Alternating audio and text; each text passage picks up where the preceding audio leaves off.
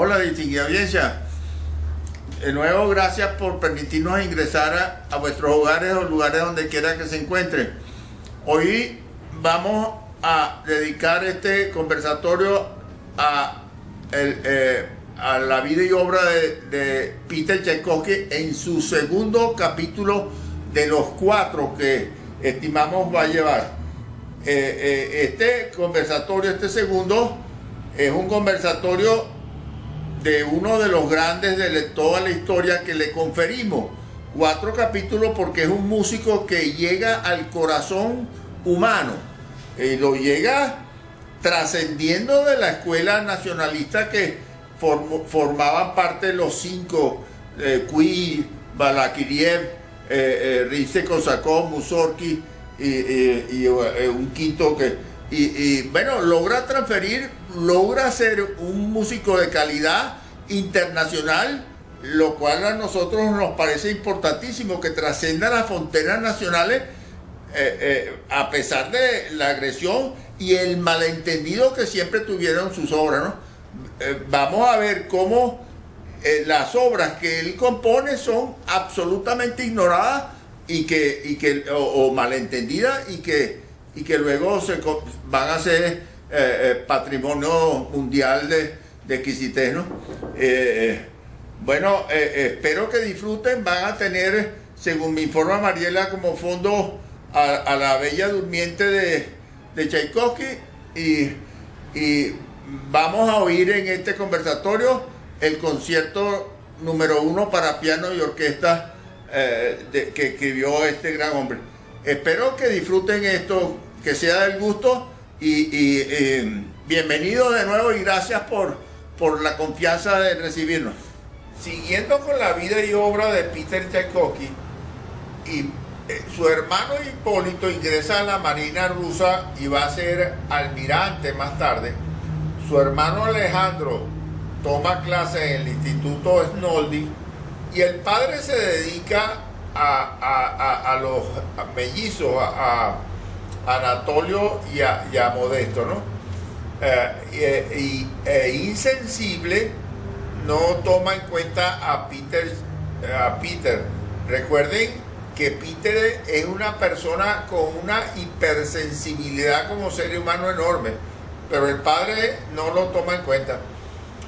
En 1855 muere Nicolás II, le va a suceder en el trono como zar, el último de los zares antes de la revolución bolchevique, que es Nicolás II. Este último zar, que fue educado brillantemente y con buenas intenciones, es un poco infortunado. Rusia sufre un revés diplomático en el Tratado de París, pierde gran parte de la influencia que podía tener en la Europa occidental. También hay problemas económicos profundos que había dejado su antecesor. Las reformas que había hecho Alejandro II fueron superficiales. El intelecto y la moralidad en la época caen. La censura cede ante la policía secreta, pero sin embargo con algún tipo de medidas que tomaron, creció la clase media y mejoró un tanto, tanto ella como la clase aldeana y proletaria, ¿no? Peter sigue estudiando jurisprudencia y recibe clases estudiando jurisprudencia irregularmente con el profesor Becken.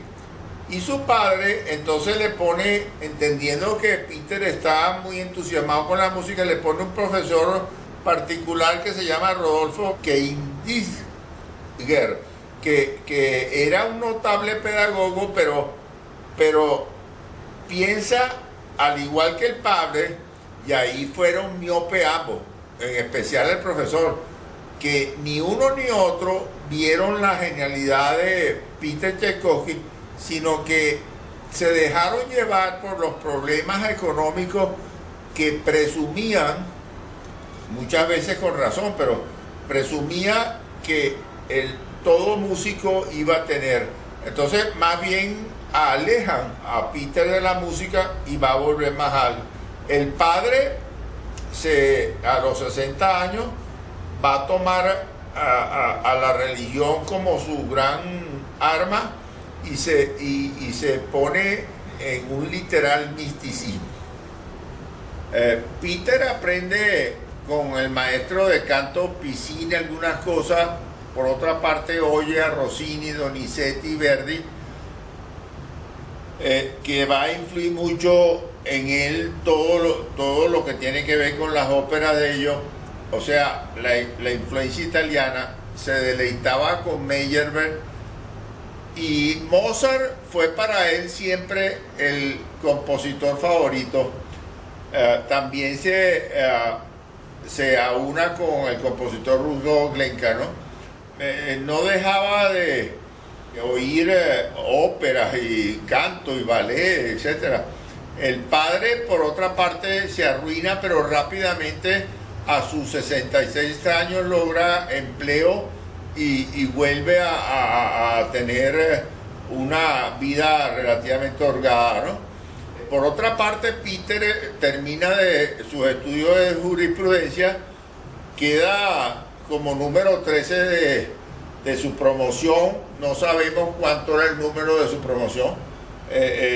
Recibió el título oficial del Ministerio de Justicia, y en 7 meses alcanza un mayor grado hasta oficial mayor. En paralelo, pues Peter estaba a los 20 años, que si tomamos como ejemplo, de nuevo, sin tener que manifestar quién era mejor que otro, solo como referencia, a los 20 años todavía Tchaikovsky no había escrito nada importante. En cambio, a los 21 ya Chopin había escrito conciertos de piano y orquesta, y Mozart, bueno, una suma impresionante de por lo menos un centenar o más de piezas, ¿no? Ahora, la carrera de Peter fue honrosa, pero nada distinguida. Llegó el tiempo a sus 20 años de las frivolidades. Le gustaba ir a teatros de ópera, ballet, comedia francesa. Era invitado a muchas fiestas privadas, porque sin destacarse, pero él improvisaba valses, y eso en el piano, y entonces eso hacía que lo invitaran mucho. Él va a sufrir el matrimonio de la hermana. Era tan sensible que al casarse su hermana, que luego el marido y la hermana van a tener influencia más tarde, pero al casarse él siente una separación que lo hace sufrir, ¿no? Además, también va a tener un dual o fuerzas contrarias, porque por un lado había la fortaleza de la juventud, tanto en lo deportivo, en la alegría, en lo frívolo y en manifestaciones sexuales. En paralelo, cuando él se sabe, y esto lo dice claramente su hermano Modesto en la biografía, ya conoce el homosexualismo, y entonces, que es homosexual, por cierto, al igual que su hermano Modesto. Él va a querer, a pesar de que en la Rusia de entonces, en la de ahora, es algo muy grave. Inglaterra en ese caso, por cierto, un paréntesis, ha dado un paso adelante en este asunto del homosexualismo, porque un genio en otro tipo de manifestación humana, como fue Alan Turing, que fue prácticamente el padre de la computadora, fue el que creó el algoritmo y salvó por lo menos 15 millones de vidas cuando descubrió el código Enigma alemán. Bueno, ese Alan Turing, en la época de Inglaterra, ponían presos a los homosexuales, y él sufrió mucho eso. Hoy en día aparece Alan Turing en el billete de 50 libras. Que por cierto, hablando de billetes, también aparece en los billetes de 100 marcos Clara Schumann, así como García Márquez en el de 50 pesos colombianos. Vamos mejorando, algún día tendremos a un intelectual de Estado, nombre de Estado. Él se hace confidente tanto de su hermano como de su amigo Lodrich. Eso van a ser los confidentes y es muy difícil que esta biografía, vida y obra esté equivocada porque está fundamentada mucho en cartas de unos y otros. Tchaikovsky escribió numerosísimas cartas. En todo caso, pues, Tchaikovsky siempre quiso ocultar su homosexualidad y buscaron entre el hermano y él un código secreto para sus cartas, que fue la palabra esto, traducido al castellano, que eso significaba cuando hablaban de homosexualismo. La homosexualidad en Peter Tchaikovsky lo lleva a pensar muchas veces en el suicidio. Eso, hay un paralelo con la vida de Beethoven, porque Beethoven, tan pronto aparece la sordera, llega a escribir un testamento para su hermano, o los dos hermanos que le quedaban, porque pensaba que ya no le quedaba vida, y escribe un testamento diciendo: lo mío es de vosotros, porque yo no puedo vivir sordo siendo músico. Y luego hay un repunte y bueno, se convierte en lo grandioso que fue. En Tchaikovsky hay una etapa, naturalmente, a esa edad febril, de búsqueda de placer, de cuestiones un poco inútiles, mezquinas, viciosas. Iba en las noches a bailes y quién sabe a cuántos sitios iría, ¿no? Sin embargo, los rumores de su homosexualidad empezaron a dispersarse. Qué rápido como corren los rumores, ¿eh, querido? Por otra parte, la parte buena por otro lado, pues, la parte buena de Tchaikovsky, llámese la parte de compositor, siempre surgía en su idea. Por otra parte, el lado patético y psicológicamente golpeado por lo que hemos hablado, pues da una cara negra, mientras ante el mundo daba una cara alegre, ¿no? El padre, en algún momento, a pesar de lo medianamente inteligente que era, tiene como una lucidez y piensa: todavía no es tarde para que el hijo se dedique a la música. Sin embargo, Peter, que quería seguridad, seguía entre la duda de seguir en la carrera en el Ministerio de Justicia o en la música. Él siempre fue dudoso de muchas cosas, lo veremos una y otra vez. Es caso distinto de Teresa Carreño, que estaba clara en lo que quería, ¿no? Recuerde que ella decía: yo soy la Carreño y voy a ser músico, ¿no? Aquí hay mucha duda en el caso de Tchaikovsky. Él se interesaba en los asuntos políticos del país, me refiero a Peter, y estuvo atento, pues, a la abolición de la esclavitud que tiene Alejandro II. Conoce a algunos amigos y conoce a una señora Eus que tenía una hija llamada Sofía, y él decía que estaba enamorada de ella, y a la vez escribía que dos mujeres estaban enamoradas de él. Ahí no hay ninguna prueba de una cosa y otra, era lo que él decía en sus cartas, ¿no? Hay una invitación que recibe Tchaikovsky de un amigo del padre de apellido Pisarev para que lo acompañara fuera de Rusia, que era un caso raro porque en Rusia estaba como prohibido viajar. Siempre ha habido una intriga en ese mundo nórdico, ¿no? ¿Por qué en Rusia prohíben viajar? eso ocurrió todavía más fuerte en la Unión de Repúblicas Socialistas Soviéticas. ¿Qué pasa ahí? ¿Qué ocurre con esa raza? Bueno, lo dejamos por ahora. Él va con este amigo a Berlín, no le gusta Berlín, va a Hamburgo, le gusta un poco más, conoce Amberes y un par de ciudades más.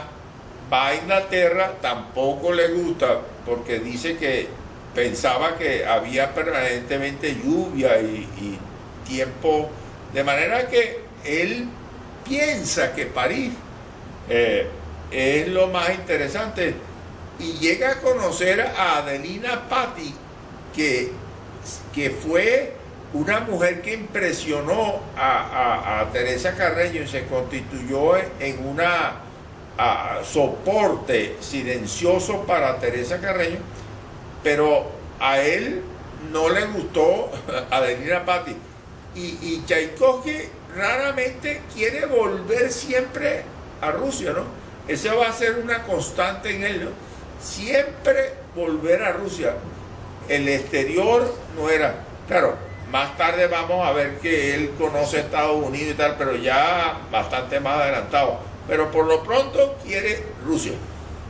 Peter Tchaikovsky regresa a San Petersburgo. Los viajes lo hacen madurar algo. Y aunque sigue con algunas locas aventuras, él decide reformarse y consagrarse a mejores cosas. De manera que entre la locura de gastar dinero y ese tipo de cosas, entra él en una eterna duda, ¿no? ¿Qué es lo que yo tengo adentro? Se pregunta en su carta. ¿Qué es lo que yo puedo esperar de mí? Y esa duda permanente va a ser una constante en su vida, ¿no? Toma clases de bajo cifrado, que ya conocimos que era en algunos de nuestros conversatorios. Estudia italiano en clases públicas de algo que se va a llamar Sociedad Imperial Música de Rusia, que como la vamos a llamar en otro momento, la vamos a simplificar con el nombre Sociedad.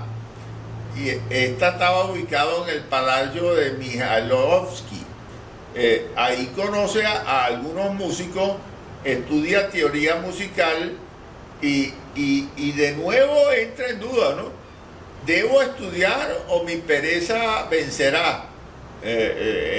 Sin embargo, trabaja en lecciones, escribe ejercicios, se familiariza con el repertorio musical y cuanta partitura le prestaban o con el poco dinero que él tenía podía comprar, comienza a estudiar partituras de otros músicos, ¿no? Eso también va a suceder cuando él es compositor, ¿no? Una y otra vez va a componer y luego va a cambiar la composición y va a recomponer, etcétera, etcétera. El caso es que le aburría el ministerio, pero quiere alcanzar un alto cargo, pero a final de cuentas decide, afortunadamente para el mundo, irse hacia la música. Y entonces, cuando se crea, gracias a la duquesa Elena Pavlovna, que tenía gran influencia tanto en los zares como en el parentesco de la vida de esta gente, además una mujer inteligente, simpática, melómana, música, viuda con 2 hijos, busca al hombre que la pueda ayudar a construir el Conservatorio de Música de San Petersburgo para ayudar a que la pobre música rusa que existía para entonces se eleve, y se hace llave con un, para entonces joven, 22 años creo que tenía, Anton Rubinstein, que ya lo vimos en la vida de Teresa Carreño. Este era un pianista de renombre en toda la Europa occidental, Anton Rubinstein, y logran hacer entre los dos lo que se va a conocer como el Conservatorio de Música de San Petersburgo. Y la crean primero en una enorme villa que tenía esta duquesa en la isla Neva. Y allí van a comenzar a trabajar a los dos y Anton Rubinstein, y más tarde su hermano Nicolás Rubinstein, van a tener una altísima influencia en la vida de nuestro biografiado.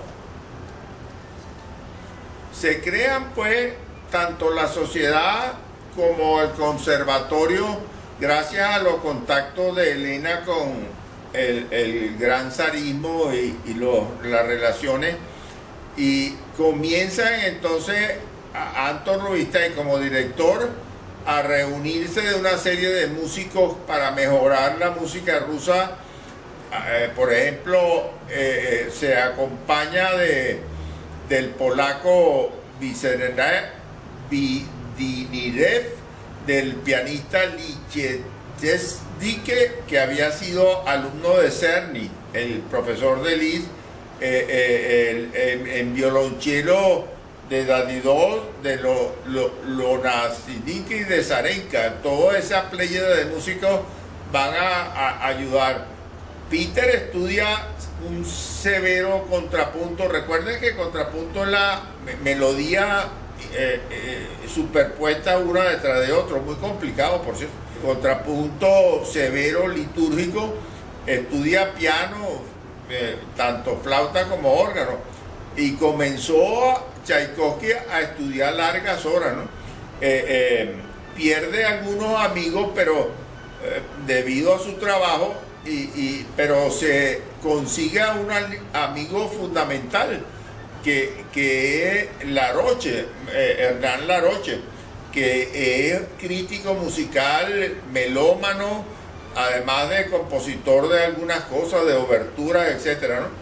Además del apoyo que recibe de Rubinstein, porque Rubinstein lo llama aparte y le dice a Peter que está desperdiciando su tiempo y su genio, y que entonces con ese apoyo de lo que él consideraba una suerte de Dios, Rubinstein para él fue así. Rubinstein le pide a él que sobre un tema determinado haga variaciones, y Anton Rubinstein calcula que le va a traer 12, y resulta que Tchaikovsky le trae más de 200.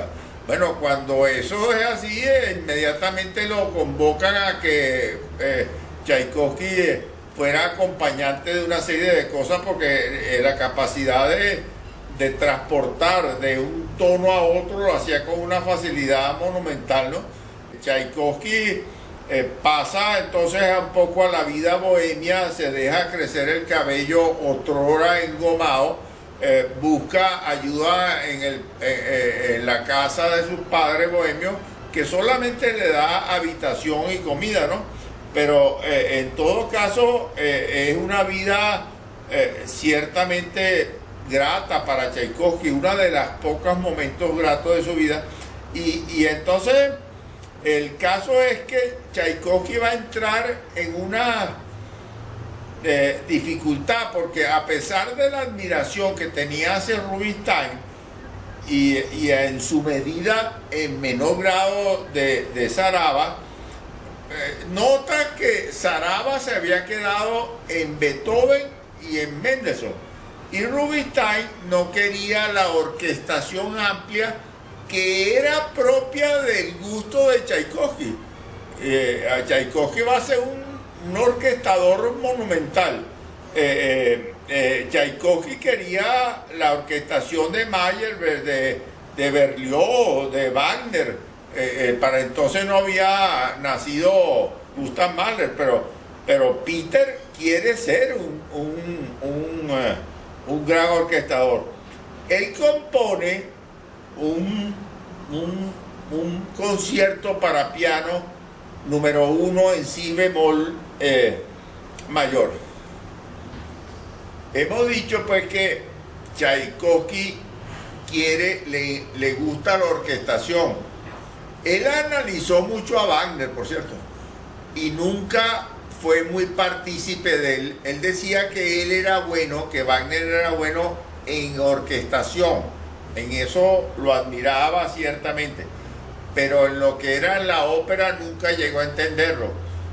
Y él llega a decir, un día se pone a estudiar el Anillo del Nibelungo y no entendía cómo una ópera podía gustarle a alguien que durara cerca de 14 horas.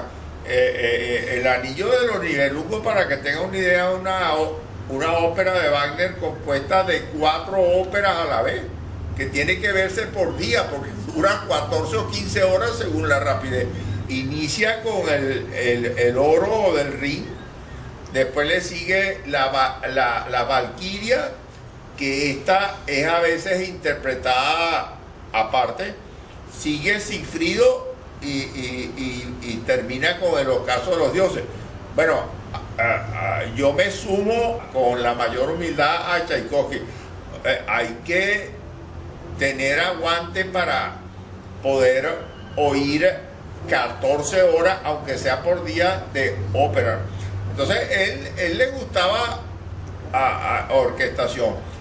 Esta orquestación se nota en el concierto en si bemol menor, creo que dije mayor antes, disculpen, el concierto número 1 en si bemol menor, que él había escrito a quien no lo entendió, al hermano de Anton, a Nicolás Rubinstein, que más tarde va a ser también un individuo importante.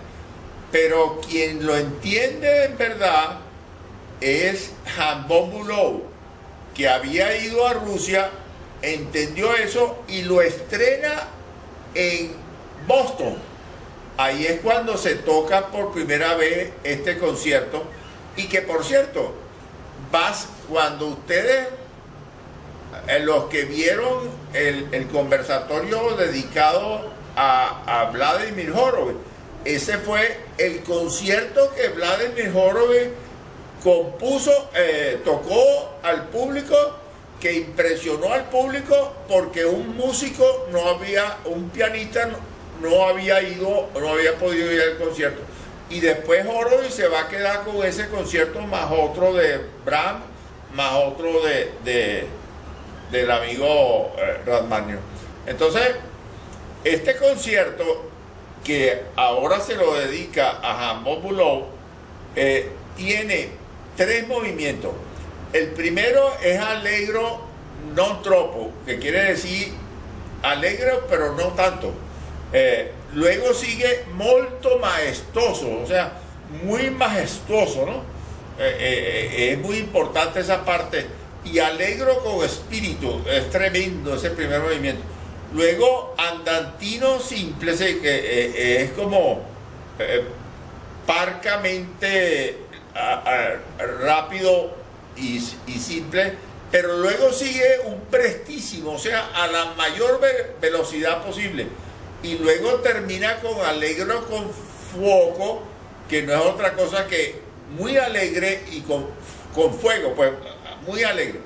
Ese piano tiene entre 60 y 70 instrumentos. En madera tiene 2 flautas, 2 oboes, 2 clarinetes, 2 fagotes. En metales 4 trompas, 2 trompetas, 3 trombones. En percusión usa el timbal. En las cuerdas varios violines 1, varios 2, varias violonchelos y varios contrabajos. Vaya obra, ¿no? Oigamos algo acá que voy a tocar a primera vista, para que recuerden el concierto, y luego lo dirán como realmente debe ser tocado. Si yo me hubiera graduado en música, como ciertamente este concierto, estaba seguro que lo hubiera estudiado. Voy a pasar al piano para que oigan solamente la melodía que les recuerde el concierto, porque es una transcripción muy rústica, ¿no? Muy simplificada, que no tiene nada que ver con la verdad, pero lo voy a leer a primera vista. Ojalá me salga más o menos bien, porque no he tenido tiempo de estudiar, así que me perdonan cualquier error. Voy a pasar al piano, querida audiencia, para que por lo menos oigan la melodía que se inicia acompañada de orquesta. Distinguida audiencia, entonces vamos a tocar melodía para que recuerden la melodía. Recuerden que esto está acompañado con orquesta del concierto número 1 de Tchaikovsky, que es memorable, ¿no? Recuerden, yo no, afortunadamente o desafortunadamente, yo no soy el niño prodigio ni de Mozart ni de Mendelssohn, que podía leer esto, de manera que lo he leído 3 veces mientras Mariela me esperaba, pero vamos a ver qué sale de acá. Acá está acompañado con orquesta, ¿no?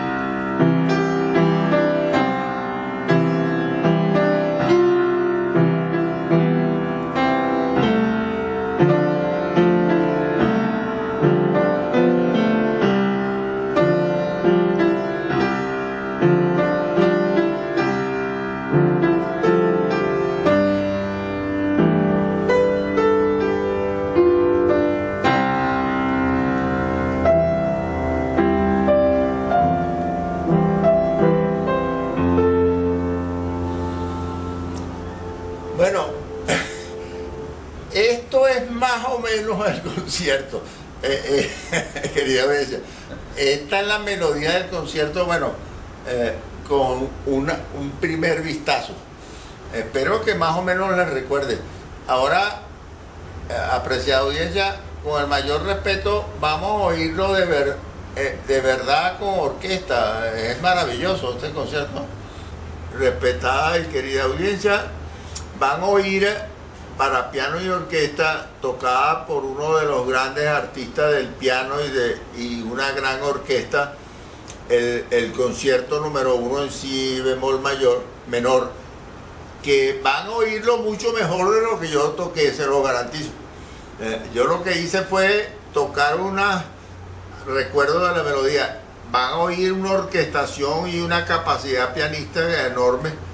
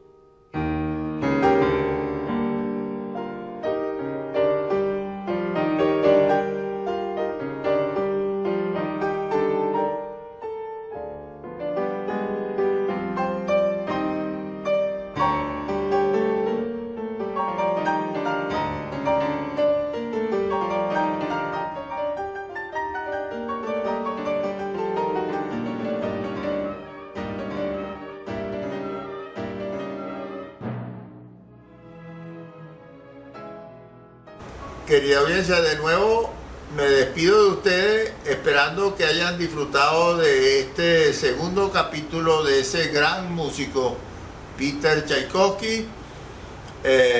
Luego veremos cuando en el otro capítulo cuando se casa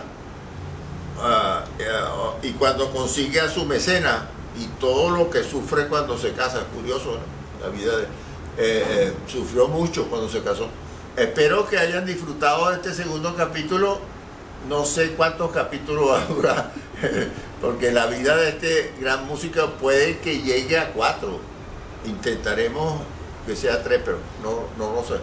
Entonces, todavía falta cuando compone la marcha eslava, cuando compone el capricho italiano, cuando compone los 3 ballets, la Bella Durmiente, la Cascanueces y el Lago de los Cisnes.